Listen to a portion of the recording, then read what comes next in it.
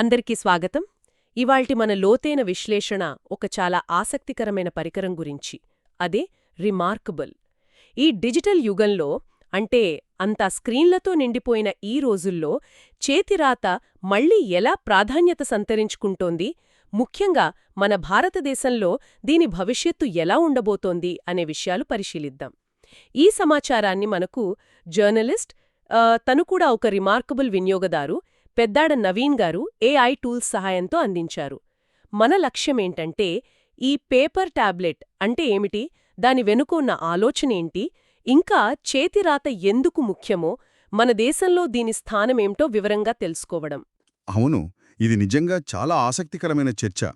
ఎందుకంటే మన చుట్టూ ఇన్ని రకాల స్మార్ట్ డివైసులున్నాయి కదా, అన్నీ చేయగలవు అని చెప్పుకునేవి. అలాంటప్పుడు కేవలం రాయడానికి, చదవడానికి మాత్రమే పనికొచ్చే ఒక పరికరం ఇంత పాపులర్ అవ్వడమనేది కొంచెం విశేషమే.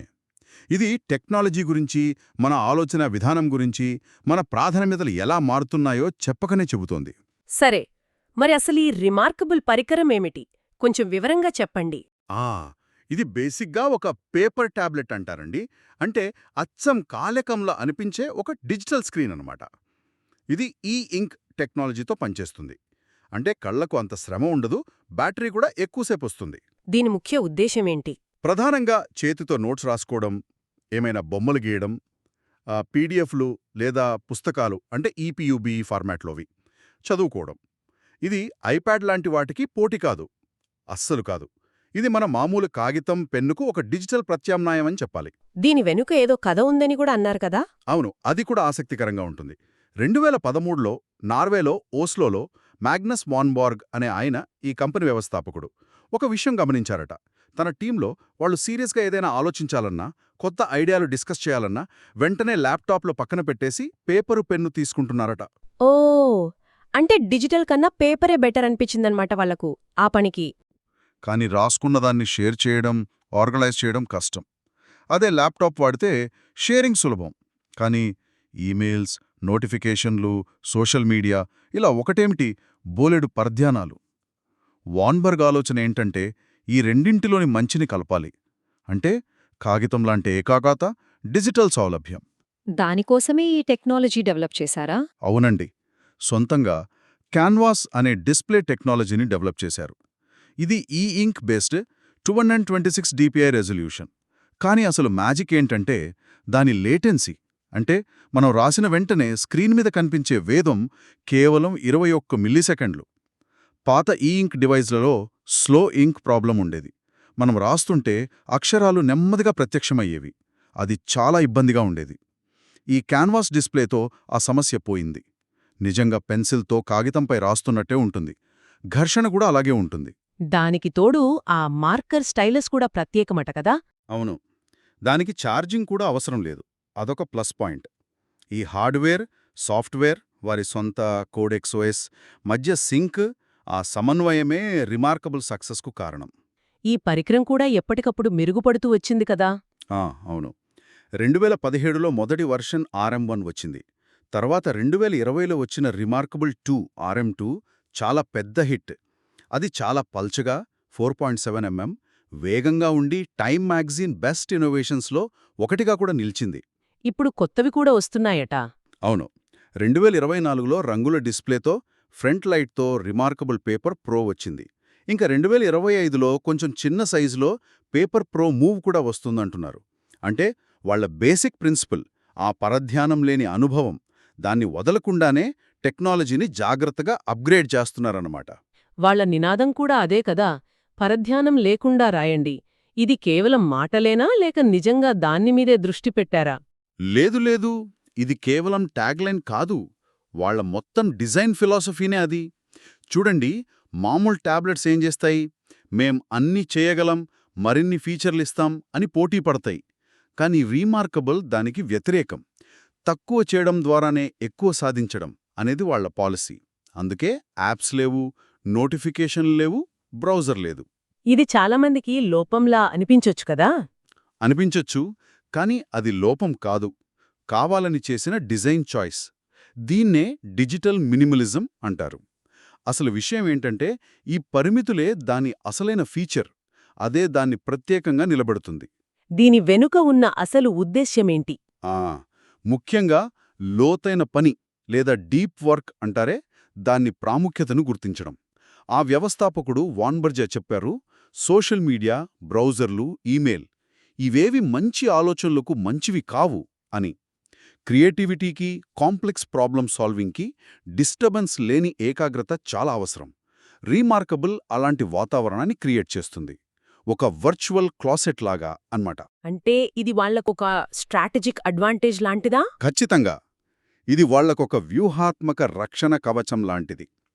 ఆనిక్స్ బుక్స్ లాంటి పోటీదారులు ఎన్ని ఫీచర్లు యాడ్ చేసినా వాళ్ళు రిమార్కబుల్ కోర్ వాల్యూ అయిన ఏకాగ్రత నుంచి దూరం జరుగుతారు. ఇది సేత్ గోడెన్ చెప్పిన పర్పుల్ కౌ లాంటిది. భిన్నంగా ఉండటమే దీని బలం. మరి ఇది ఎవరికి బాగా సూట్ అవుతుంది? అందరూ కొనగలరా? అందరికీ అవసరం ఉండకపోవచ్చు. ఊరికే కంటెంట్ చూసేవాళ్లకి, ఎంటర్టైన్మెంట్ కోసం వాడేవాళ్లకి బహుశా ఇది నచ్చకపోవచ్చు. కానీ ఎవరైతే సమాచారాన్ని క్రియేట్ చేస్తారో, అనలైజ్ చేస్తారో, లోతుగా ఆలోచిస్తారో, అంటే academics, students, writers, lawyers, business professionals, వీళ్లకు బాగా ఉపయోగపడుతుంది. ఇందాక మీరు చెప్పినట్టు పెద్దాడ నవీన్ లాంటి జర్నలిస్టులకు కూడా ఇది నచ్చడానికి కారణమదే. ఆ నోటిఫికేషన్స్ లేకపోవటమే వాళ్లకు పెద్ద రిలీఫ్.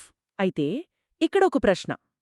ల్యాప్టాప్లు, స్మార్ట్ఫోన్లే రాజ్యమేలుతున్న ఈ రోజుల్లో మళ్లీ చేతిరాతను ఎంకరేజ్ చేయడమంటే ఇది ప్రవాహానికి ఎదురీదినట్టేనా?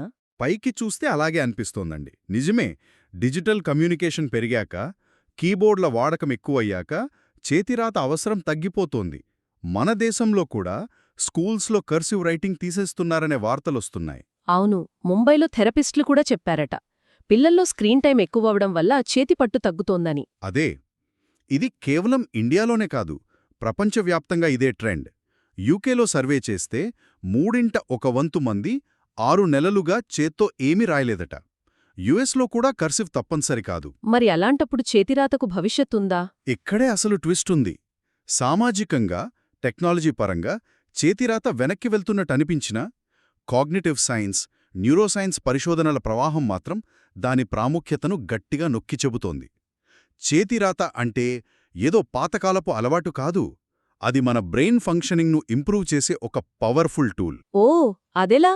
నార్వేజియన్ యూనివర్సిటీ NTNU వాళ్ళు 2024లో చేసిన ఒక EEG స్టడీ ఉంది. దాని ప్రకారం చేత్తో రాసేటప్పుడు మెదడులోని వేరువేరు ప్రాంతాల మధ్య కనెక్టివిటీ చాలా పెరుగుతుందట. టైప్ చేసేటప్పుడు అలా జరగదు. ఈ పెరిగిన కనెక్టివిటీ వల్ల జ్ఞాపకశక్తి పెరుగుతుంది, కొత్త విషయాలు నేర్చుకోవటం సులభమవుతుంది. మన దేశంలో NCERT వాళ్ళు ఇంజనీరింగ్ స్టూడెంట్స్పై చేసిన స్టడీ కూడా ఇదే చెప్పింది. అంటే చదవడానికి కూడా ఉపయోగపడుతుందా? అవును, చిన్నప్పుడు చేత్తో అక్షరాలు దిద్దడం వల్ల బ్రెయిన్లోని రీడింగ్ సర్క్యూట్ యాక్టివేట్ అవుతుందని, అది చదవడం నేర్చుకోవటానికి హెల్ప్ చేస్తుందని fMRI స్టడీస్ చూపించాయి. ఇంకో ముఖ్యమైన విషయం ఏంటంటే, రీమార్కబుల్ లాంటి డిజిటల్ పెన్తో స్క్రీన్ మీద రాయడం కూడా కీబోర్డ్తో టైప్ చేయడం కన్నా బెటర్ మెమరీ రీకాల్కు దారితీస్తుందని రీసెర్చ్ ఉంది. ఇది చాలా ఆసక్తికరంగా ఉంది. అంటే శాస్త్రీయంగా చేతిరాతకు ఇంకా విలువుందన్నమాట. ఖచ్చితంగా. అందుకే చూడండి, అమెరికాలో దాదాపు 24 రాష్ట్రాలు ఇప్పుడు స్కూల్స్లో కర్సివ్ రైటింగ్ను మళ్లీ తప్పనిసరి చేశాయి.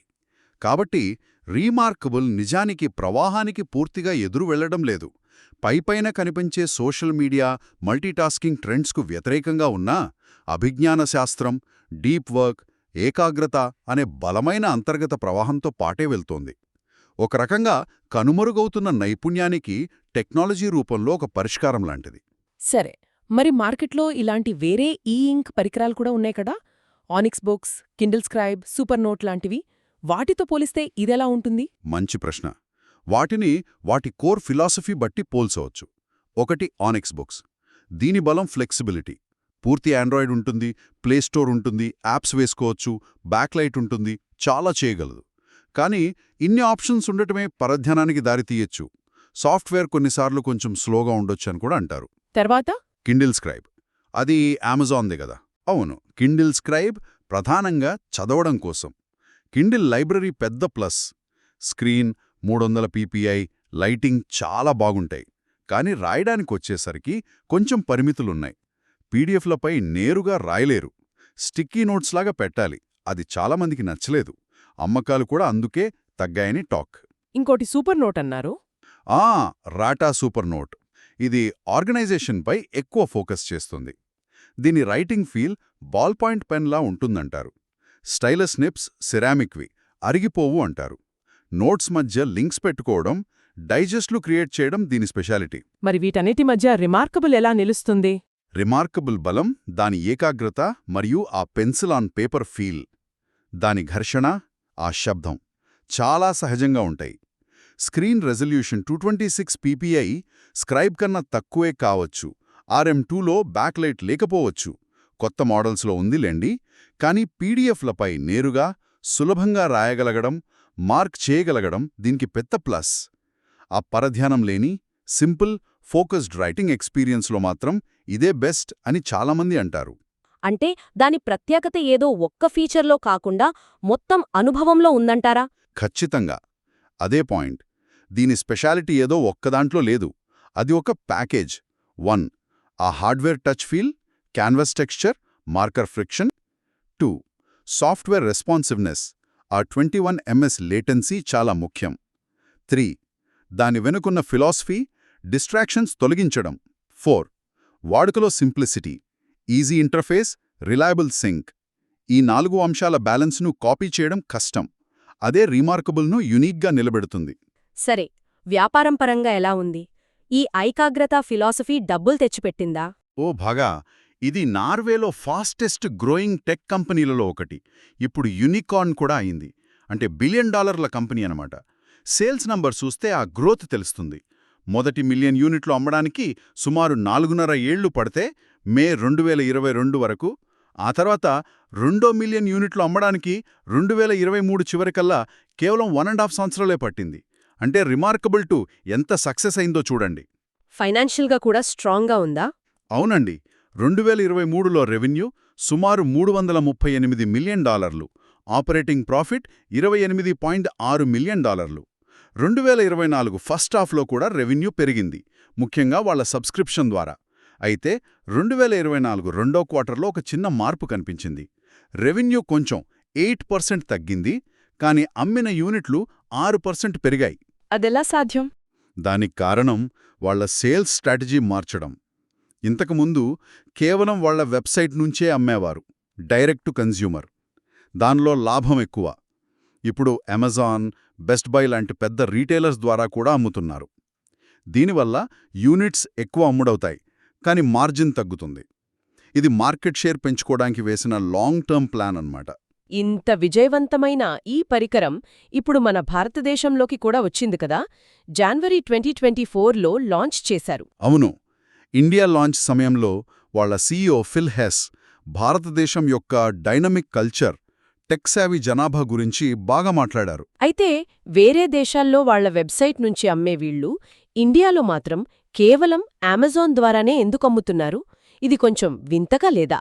వింతగా అనిపించినా ఇది చాలా ప్రాక్టికల్, స్ట్రాటజిక్ నిర్ణయం. చూడండి, ఇండియాలోకి ఎలక్ట్రానిక్స్ దిగుమతి చేసుకోవడం, అమ్మడం అనేది చాలా కాంప్లెక్స్ ప్రాసెస్. BIS సర్టిఫికేషన్ కావాలి, వైర్లెస్ ఉంటే WPC అప్రూవల్స్ కావాలి, కస్టమ్స్, ట్యాక్సులు, లాజిస్టిక్స్, చాలా తలనొప్పులుంటాయి. అమెజాన్ ఇండియాకు ఈ విషయాల్లో మంచి ఎక్స్పీరియన్స్, సెటప్ ఉంది. రీమార్కబుల్ లాంటి కంపెనీకి అమెజాన్ ద్వారా అమ్మడం వల్ల ఈ భారమంతా తప్పుతుంది. అంటే లాజిస్టిక్స్ కోసమేనా? అదొక కారణం. రెండోది, రీమార్కబుల్ 2 ధర చూడండి, $43,999. ఇది ఒక ప్రీమియం ప్రాడక్ట్. ఇండియాలో ఇప్పుడు ప్రీమియమైజేషన్ ట్రెండ్ నడుస్తోంది. అంటే క్వాలిటీ కోసం ఎక్కువ ఖర్చు పెట్టడానికి సిద్ధంగా ఉన్న కస్టమర్లు పెరుగుతున్నారు. ఈ కస్టమర్ బేస్ను రీచ్ అవ్వడానికి అమెజాన్ ఒక మంచి ప్లాట్ఫామ్. ఇది వాళ్ళ గ్లోబల్ రీటైల్ స్ట్రాటజీకి కూడా సింక్లో ఉంది. మరి పెద్దాడ నవీన్ గారు చెప్పిన సమాచారంలో 3 మోడల్స్ అని ఉంది కదా. ప్రస్తుతానికి అమెజాన్లో రీమార్కబుల్ 2 మాత్రమే కదా ఉంది. మీరు చెప్పింది కరెక్ట్. ఇండియాలో అధికారికంగా అమెజాన్ ద్వారా లభించేది ప్రస్తుతానికి రీమార్కబుల్ 2 మాత్రమే. కొత్తగా వచ్చిన paper pro, colour, pro move, portable ఇంకా ఇక్కడ ఒఫీషియల్గా లాంచ్ అవ్వలేదు. కానీ కొన్ని థర్డ్ పార్టీ సైట్స్, ఉదాహరణకు డిజైన్ ఇన్ఫో లాంటివి, వీటిని గ్రే మార్కెట్లో అమ్ముతున్నాయి. అంటే అనధికారికంగా ఇంపోర్ట్ చేసి అమ్ముతున్నారన్నమాట. వాటి ధర ఎలా ఉంది? వారంటీ ఉంటుందా? ధర చాలా ఎక్కువ ఉంటుంది. సుమారు 75,000 నుంచి 94,000 వరకు ఉంది. ముఖ్యంగా కంపెనీ వారంటీ ఉండదు. అది పెద్ద రిస్క్. బహుశా పెద్దాడ నవీన్ లాంటి వాళ్ళు ఈ కొత్త మోడల్స్ ఇండియాలో అధికారికంగా ఎప్పుడొస్తాయని ఎదురుచూస్తూ ఉండవచ్చు. ఇండియాలో సేల్స్ నంబర్స్ ఇంకా బయటికి రాలేదు, కానీ మార్కెట్ అయితే ఆశాజనకంగానే ఉందనిపిస్తోంది. ధర గురించి ఇంకొంచెం మాట్లాడుకుందాం. యుఎస్ ధర $399. బండిలంటే దాదాపు 33,300 రూపాయలు. కాని ఇండియాలో 43,999 రూపాయలు. ఈ 10,700 తేడా ఎందుకు? ఇది చాలామందిని కన్ఫ్యూజ్ చేసే విషయం. ఈ తేడాకు కారణం కంపెనీ ఎక్కువ లాభం తీసుకోవటం కాదు. ఇది పూర్తిగా మన ప్రభుత్వ పన్నుల వల్లే. బేసిక్ కస్టమ్స్ డ్యూటీ సుమారు 10% ఉంటుంది. దానిమీద సోషల్ వెల్ఫేర్ సర్చార్జ్ SWS ఇంకో 10% BCD మీద. ఆ తర్వాత ఇంటిగ్రేటెడ్ GST 18%. ఇవన్నీ కలిపితే ల్యాండెడ్ కాస్ట్ సుమారు 43,600 రూపాయల పైనే అవుతుంది. అంటే రీటైల్ ధర 43,999 రూపీస్కి చాలా దగ్గరగా ఉంది. ఆ అదలుపు 10,700 రూపాయలంతా పన్నులకే పోతోందన్నమాట. ఓకే, అంటే ధర ఎక్కువున్నా దానికి కారణం పన్నులేనన్నమాట. మొత్తం మీద ఇదంతా విన్నాక మళ్ళీ మొదటి ప్రశ్నకు వద్దాం. రీమార్కబుల్ ప్రయాణం ప్రవాహానికి ఎదురీత అని చెప్పొచ్చా? చెప్పొచ్చు, చెప్పలేము కూడా. ఎలా అంటే ఇది ఖచ్చితంగా మల్టీటాస్కింగ్, నిరంతర డిస్ట్రాక్షన్ అనే కల్చరల్ ట్రెండ్కు, అంటే పైకి కనిపించే ప్రవాహానికి వ్యతిరేకమే. కానీ అదే సమయంలో ఇది కాగ్నిటివ్ సైన్స్ చెప్పే విషయాలకు, డీప్ వర్క్ అవసరానికి, చేతిరాత వల్ల కలిగే బ్రెయిన్ బెనిఫిట్స్ అనే లోతైన బలమైన అంతర్గత ప్రవాహానికి అనుకూలంగా ఉంది. దాని సక్సెస్ కూడా అదే చూపిస్తోంది కదా. అవును, 2 మిలియన్ యూనిట్లు అమ్మడం, లాభాల్లో ఉండటం, యూనికార్న్ స్టేటస్ రావడం, ఇవన్నీ ఇదేదో సరదా ప్రయోగం కాదని, నిజమైన మార్కెట్ నీడ్ను అడ్రస్ చేస్తోందని నిరూపిస్తున్నాయి. అమెరికాలో స్కూల్స్లో కర్సివ్ మళ్లీ తీసుకురావడం కూడా ఈ మార్పుకు సంకేతమే. అంటే రీమార్కబుల్ వేరేవాళ్లు వదిలేసిన ఒక విలువైన నీచ్ను పట్టుకుంది. భారతదేశంలో వాళ్ల ఎంట్రీ ఇక్కడ డిజిటల్ చేతిరాతకు మంచి భవిష్యత్తు ఉందని వాళ్లు నమ్ముతున్నారని చూపిస్తోంది. కేవలం ప్రవాహంతో పాటు పోవడం కాదు, ఒక కొత్త దారి వేస్తున్నారన్నమాట. ఖచ్చితంగా. ముగింపుగా ఒక ఆలోచన రేకెత్తించాలనుకుంటున్నాను. డిజిటల్ టూల్స్ మన ఏకాగ్రతను రోజూ తినేస్తున్న ఈ రోజుల్లో రీమార్కబుల్ లాంటి ఉద్దేశపూర్వకంగా సింపుల్గా ఉంచబడిన ఫోకస్ను పెంచే టెక్నాలజీలు. ఇవి కేవలం కొద్దిమంది కోసం కాకుండా భవిష్యత్తులో అందరికీ అవసరమవుతాయా? లోతైన ఆలోచనను, నేర్చుకునే ప్రక్రియను కాపాడుకోవడానికి ఇవి కీలకమైన సాధనాలుగా మారతాయా? ఇంకా జీవితంలో వేరే విషయాల్లో కూడా, ఉదాహరణకు మనం వార్తలు ఎలా చదువుతాం, సోషల్ మీడియాని ఎలా వాడతాం, ఇలాంటి వాటిలో కూడా ఈ తక్కువే ఎక్కువ అనే టెక్నాలజీ ఫిలాసఫీ మనకు ఉపయోగపడుతుందేమో ఆలోచించాలి.